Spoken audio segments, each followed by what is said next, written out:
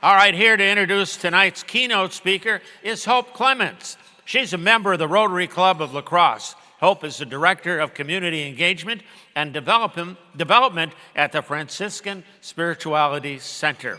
Having earned her master's degree in leadership from Viterbo University, she deeply appreciates the synergy we create as Rotarians.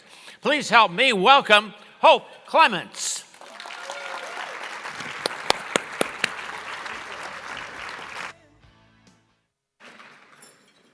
Good evening. I am both honored and feel great privilege to be here to introduce our keynote speaker, Dr. Richard Kyte. He is an Endowed Professor of Ethics and also the Director of the D.B. Reinhart Institute for Ethics and Leadership at Viterbo University. He is a columnist, a podcaster, and he's also an author. And this evening he's here to talk about one of his several books, his latest, Finding Your Third Space. Correction, Finding Your Third Place. He was my teacher. And building happier communities and making friends along the way. So please help me welcome a lovely human, a great storyteller, and an absolute inspirational modern philosopher, Dr. Richard Kyte.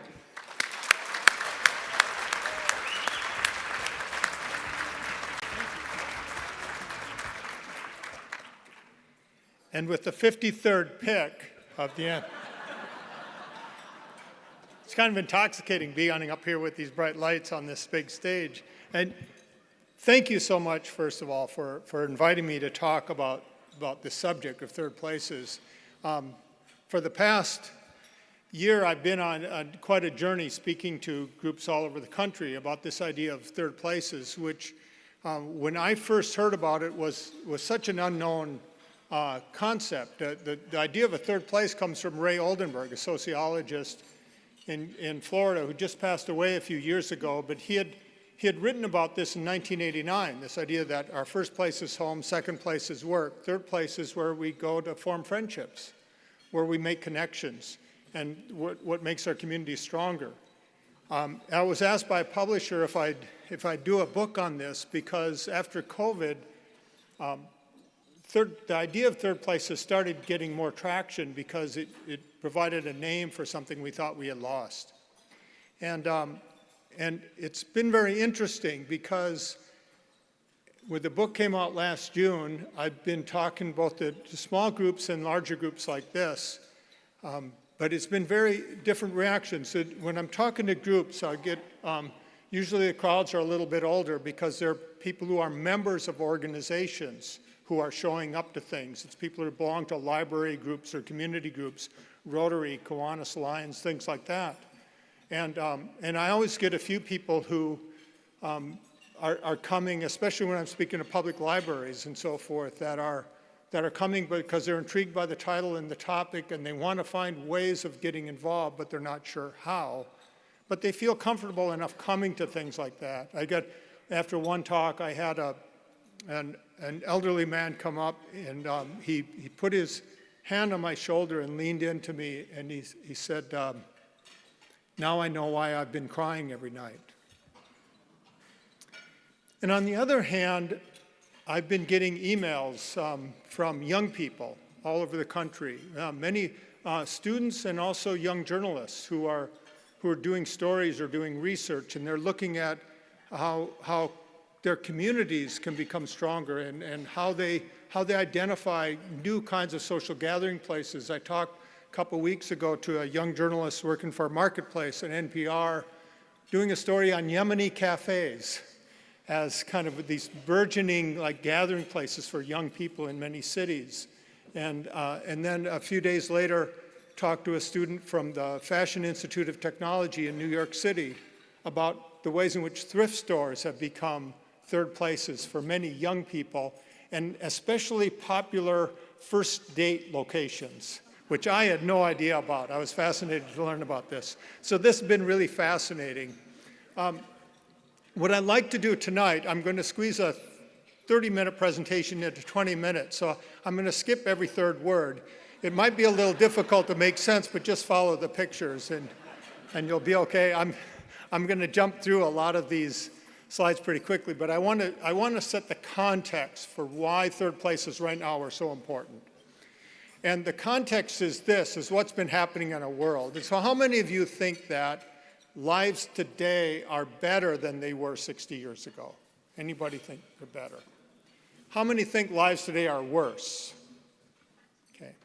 So we get, in this crowd, we get about 2 to 1 thinking lives are better today. That's because you're members of a club. You're members of an organization. And this makes all the difference. If we look worldwide on people's attitudes about whether the world is getting better or worse, people overwhelmingly think the world is getting worse. And what's really surprising about this is that it's the people in the most developed, technologically advanced nations who are most pessimistic about the state of our world right now. And that is surprising because in so many ways it's simply false.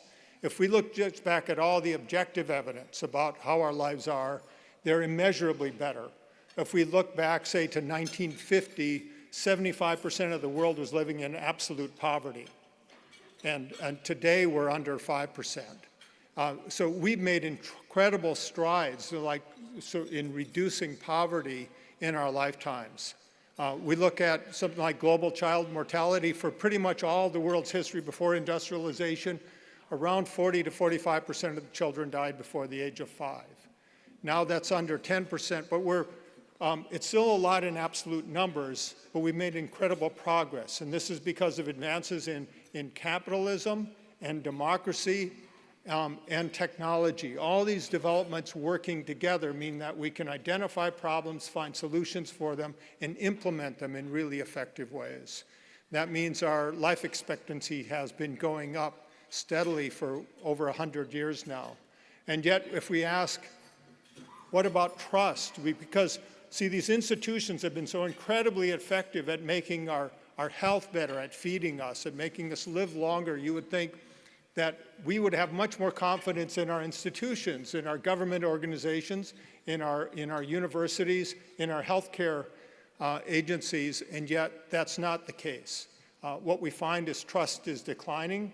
It's declining for institutions, but it's interpersonal trust is declining. People just don't trust their neighbors as much.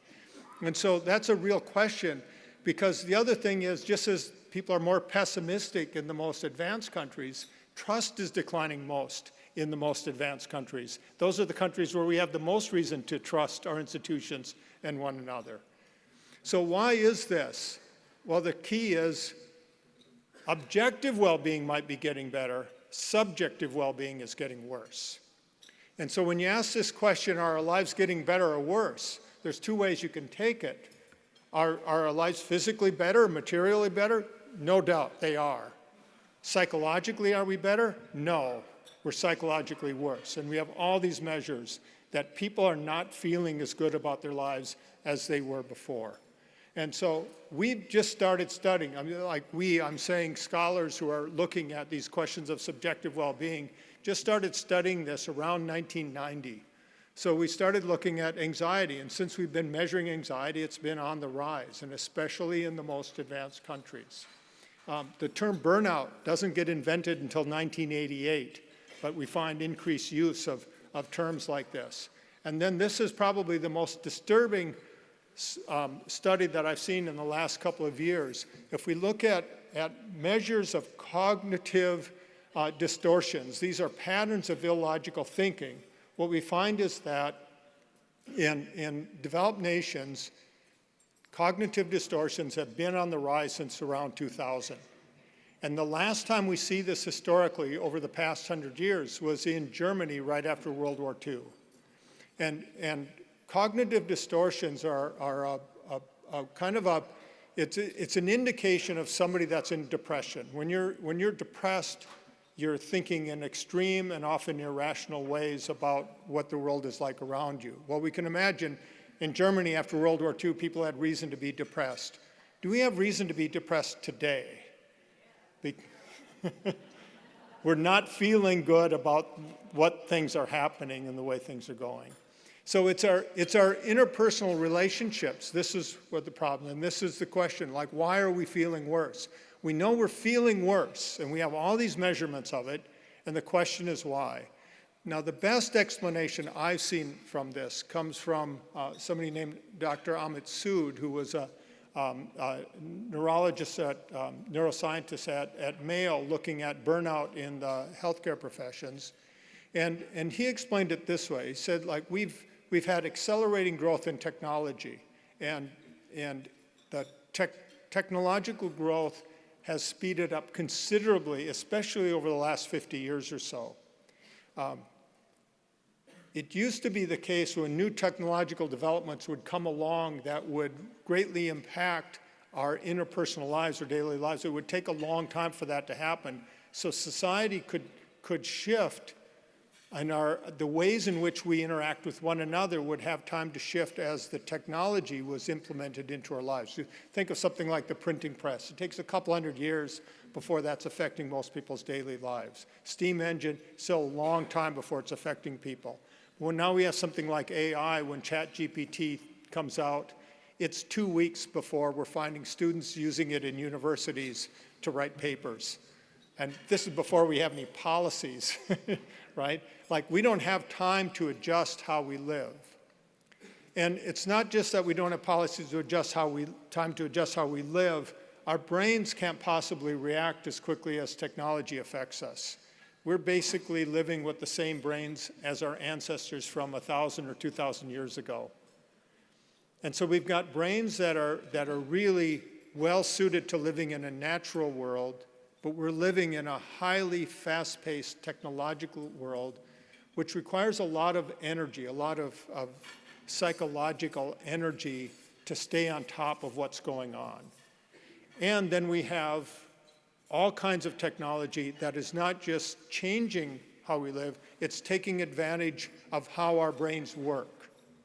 And so now we have, just as you have food that is developed to be really addictive and really attractive, so it's really hard to stay away from it if it's put in front of you, now we have all kinds of other technologies that tap directly into the brain. And so what we find with this is that the people who are using those technologies the most frequently and the most thoroughly integrated into their lives are being the most severely affected psychologically. So I'm going to show you a few slides that come from, some of these slides come from Jonathan Haidt, if you're familiar with his work, The Anxious Generation. Also some things that come from Jean Twenge. She's also a psychologist that's working on what is going on with technology, and especially Generation Z. What we find out is that, so something like social media has a much more profound negative effect on younger people. And what we find, like when I showed you that anxiety is rising, it's not rising for all generations. What we find is that people who have already fully established social lives, interpersonal relationships based on real face-to-face experiences and a strong social network of friends, have not really been affected by the new technology. So for example, when my mother uses Facebook, she doesn't use it to construct social relationships. She uses it to keep up on what her kids and her grandkids are doing and make arrangements to interact with them even more, right? So we find people who use social media in certain ways like that are benefited by it because it gives them stronger connections. But the people that use it to form and maintain, the primary way in which the relationships are formed and maintained, it's not very healthy at all. And so this has become really problematic. And it's problematic in the generations for different ways. So this is what we find rises in depression. Girls have been much more affected by this new technology in terms of depression than boys. Boys are much more affected with much higher rates of suicide than girls. Here's our percentages of undergraduates with mental illness. Now, what you see here, what's fascinating, and if I didn't point this out, you could look several slides ago, but all of these studies show the same thing. This starts in 2012. And it's like a hockey stick. When you go back and you look at earlier data, it's a flat line. It's just kind of going up and down 2012 is like a hockey stick, and it goes up. Why? 2012 is the first year a majority of middle school students had both their own smartphones and their own social media accounts. And the reason you see it going up every year after that is because it gets more thoroughly embraced and thoroughly used, and the time usage goes up every single year. So then we look at what are the average hours. Well, the average hours right now, this is a few years ago, 9 hours a day for 11 to 14-year-olds. A study came out just about a month ago of 14-year-old boys now. The average amount of time is 85% of waking hours are spent on some kind of electronic device by 14-year-old boys in this country. And this is true pretty much across highly developed nations. And so what we're seeing is the effects really exacerbated of negative psychological well-being in the most developed countries because of the most thorough adopters of the new technologies that are really designed to be addictive and replacing these interpersonal relationships. Now, we don't have good studies in a lot of countries on time use going back a long time, but we can look, and the UK has been looking at this since 1975, and what we see with time use is something very interesting. It's not all negative. Well, like you do see screen-based activities going up because all of these technologies get developed since that time, and yet what also goes up is both sport and homework. Right? So all kinds of organized activities go up, but what really goes down is socializing outside of the home and outdoor play. And so these are what we call unstructured activities, unstructured play. Well, how do you learn when you're a young person how to negotiate conflict, right? It's in unstructured play. And so it's really good for young people to be participating in more activities, but it ends up being unfortunate that we don't have as many young people doing the sorts of activities where they have to make their own rules and then figure out how to resolve their own conflicts, because that's what prepares us for negotiating an adult life in which we're interacting socially and we have to negotiate conflict all the time. And so we see daily time with friends. You don't see it declining nearly as much for the other generations. And this is, well, I could spend much more time. I'm not going to because I have to cut out 10 minutes here, but like there's some really fascinating studies that have gone beyond, like why for, say, 14 and 15-year-olds who are spending so much time in school anyway, why would time with friends decline so much? And it seems to be that they don't consider many of their classmates to be friends. And so anyway, there's some really interesting research going on here. I'm gonna skip a couple things and I'm going right into here. So why are we seeing declines in membership? We're not just seeing declines in membership in organizations like Rotary and Lions and Kiwanis. We're also seeing declines in membership in churches. In fact, every kind of organization that adults belong to, that they join, we're seeing declines. At the same time, we're seeing declines in things like scouting and 4-H and all of the sorts of things, clubs and organizations that don't have really highly structured kind of events and activities that young people join to.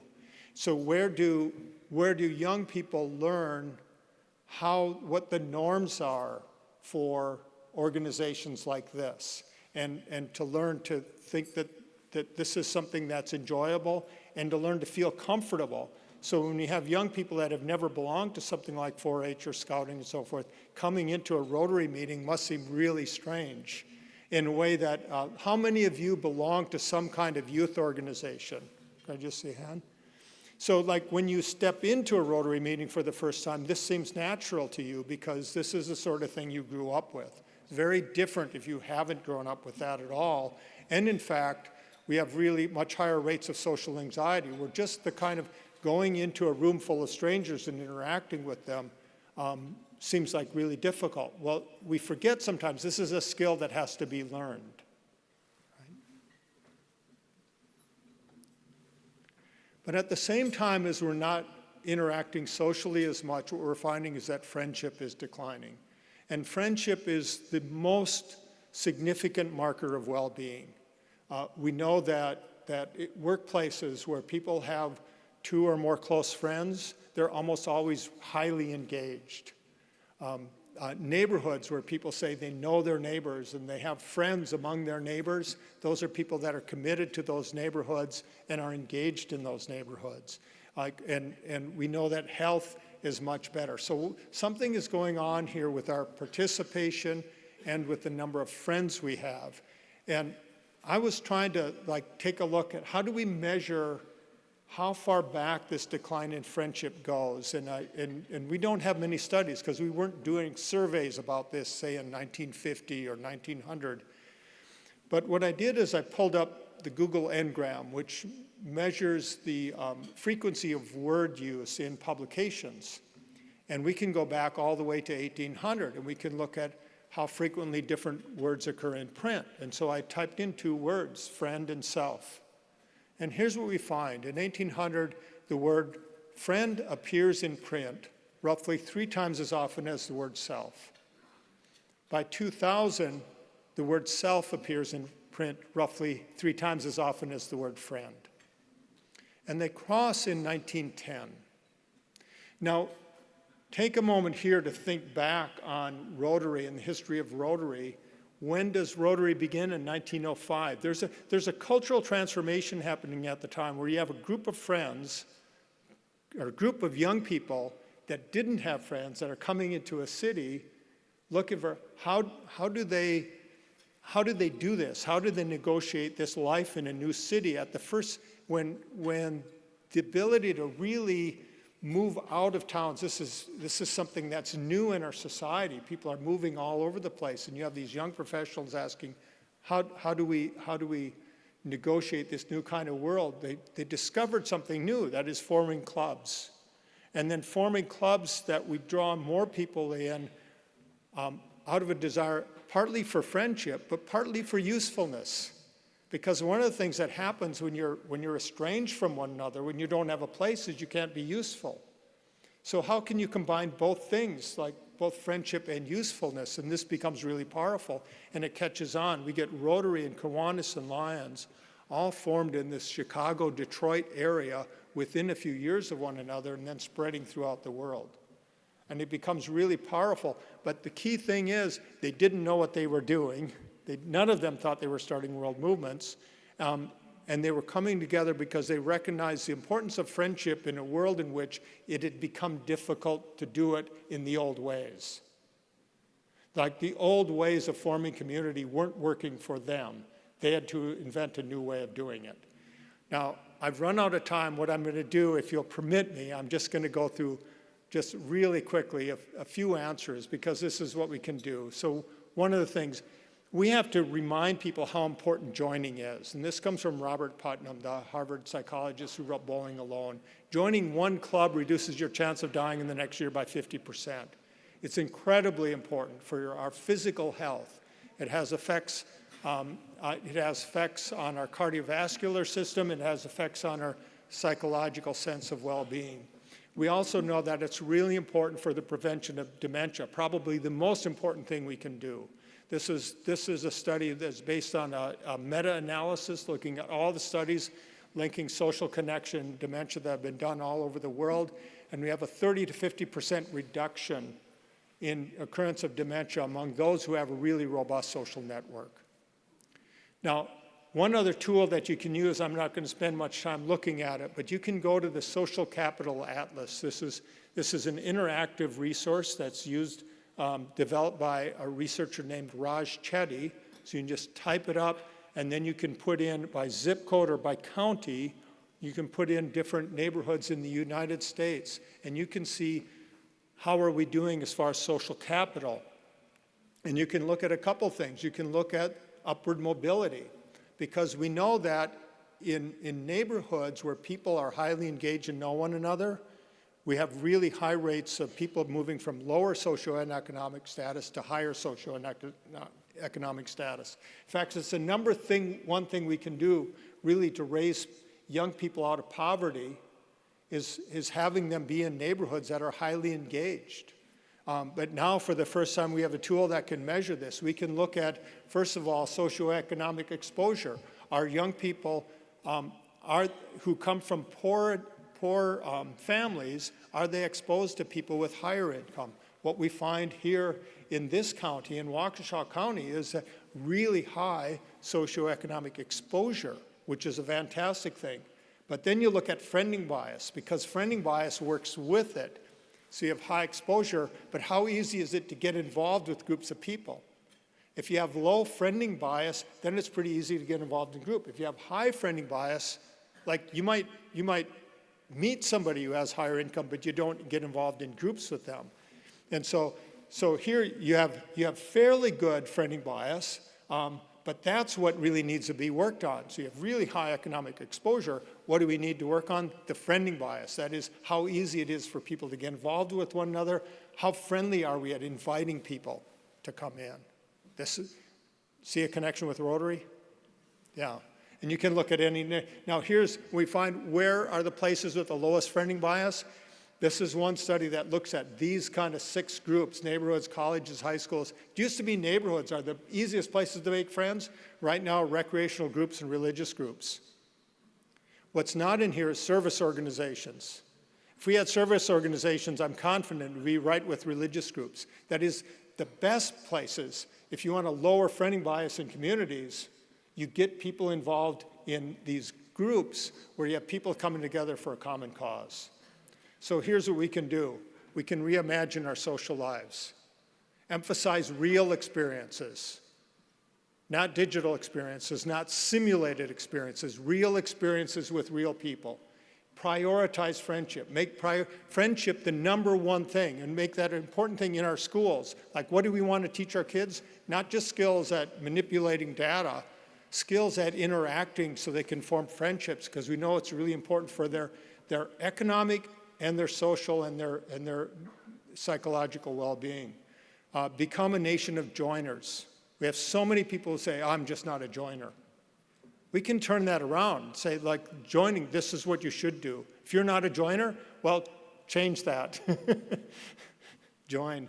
And then fill our communities with third places, because we need third places, because these are the places where people can go to connect, and you need a lot of them. Third places, when we talk about third place, some places are not third places. This is a story that was just in the LA Times about the best coffee shops in LA. Nobody in here is talking. It's not a third place.